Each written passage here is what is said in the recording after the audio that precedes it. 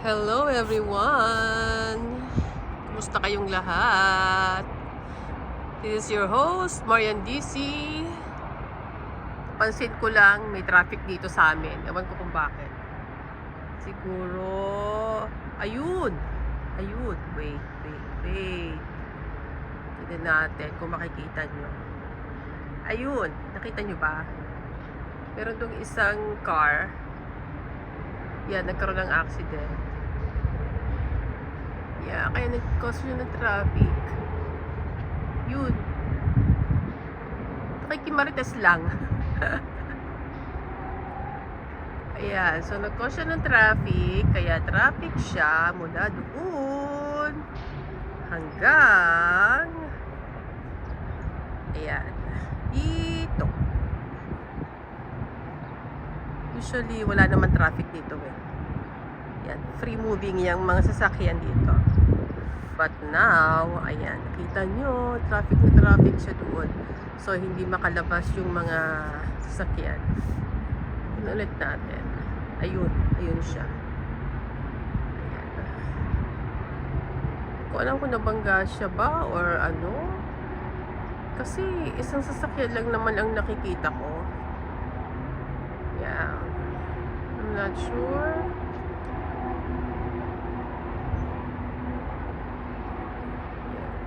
So, yun. Nagmamaritas lang tayo. Hindi ko alam kung nasan yung bumangga sa kanya o nabangga niya. Ayan. So, magmaritas tayo ngayon kasi wala akong may post. Dahil ako ay busy sa panonood ng Netflix. Ayan. Malakas pa rin ang hangin. So, ayan. Ayun, at maingay na ang aking muning. Nakikimarites din siya. So, ito nagbi-build up na yung traffic. Ayan.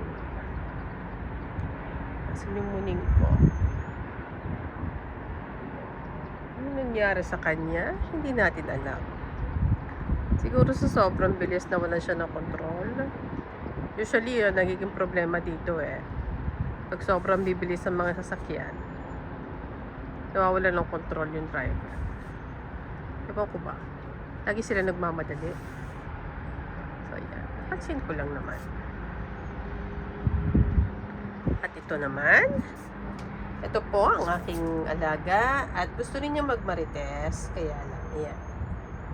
Kaya tumisilip-silip din lang siya. Yan. Ponchon, say hi. Ponchoni? Ponchoni, ano nakita mo, Ponchoni?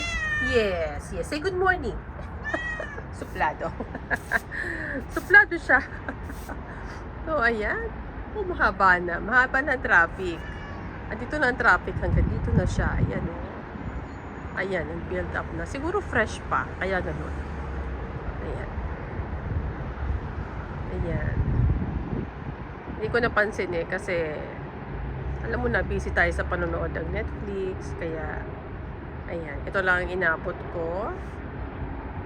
So, hindi ko alam kung ano pang nangyayari. Ganun lang yan.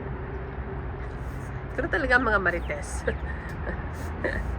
Kung di kulang, may dagdag. So, ito na ang aking muning. Hello, Bonchoni! Ayan. Di pa ako nakakawalis ng aking balcony.